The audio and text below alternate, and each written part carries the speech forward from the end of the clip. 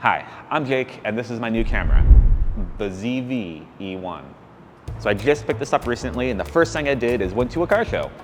It was an event called Tuner Bash. It was crazy. There was drifting, there was a car show, there was like some racing as well. It was really cool. But the one thing that I did with this camera at that event is I shot all day in S-Log, because that's something I haven't really learned yet. It's something I've been wanting to, and I thought the best way to do it is just to do it. So that's what I did. And I'm gonna show you guys that.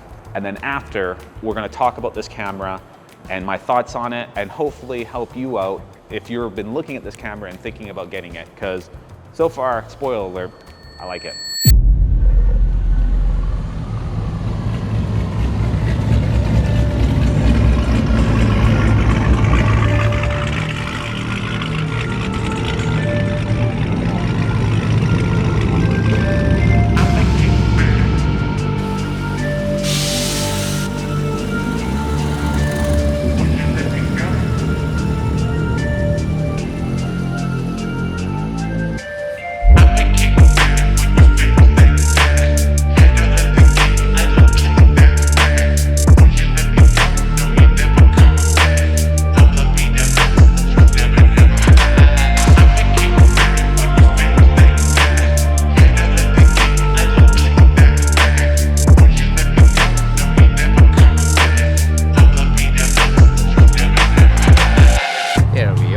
We're here at Tuner Bash.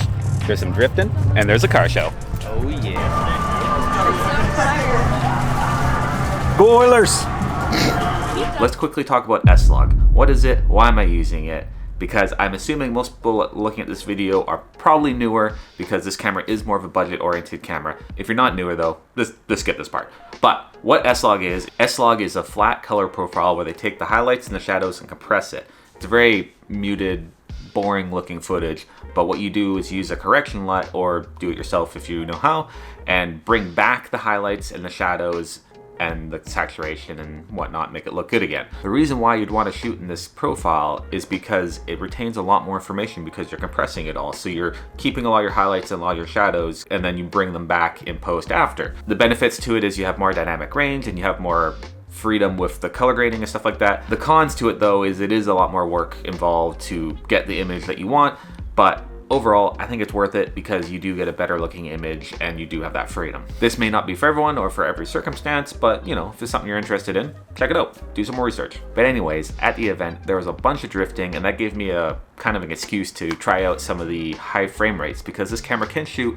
in 4K 220 frames per second as well as 60 frames per second. And so this next bit, I shot it all in 4K 60.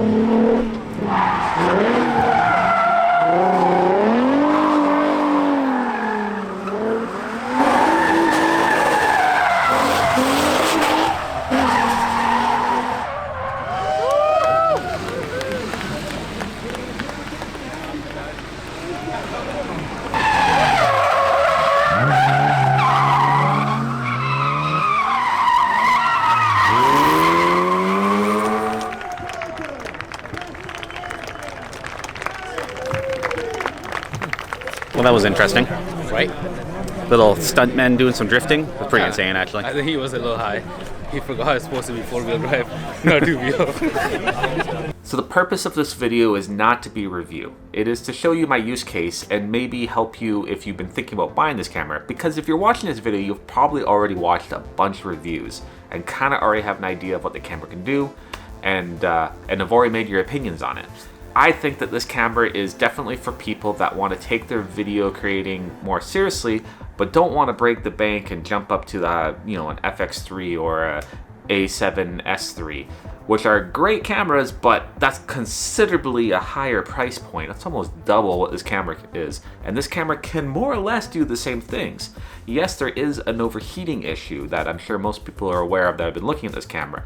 But depending on your workflow, that may not be an issue at all. I know for me personally, I do a lot of quick clips, mixing things together. I don't do a lot of long talking head like interview style. So the overheating issue, at least for me, is not really an issue, or at least I haven't encountered it. But I think for the price point and the quality that you get, it's really hard to beat this camera. And so that was one of the big things for me getting it, and also for me allowing me to push my quality by doing S-Log and 10-bit color, of course.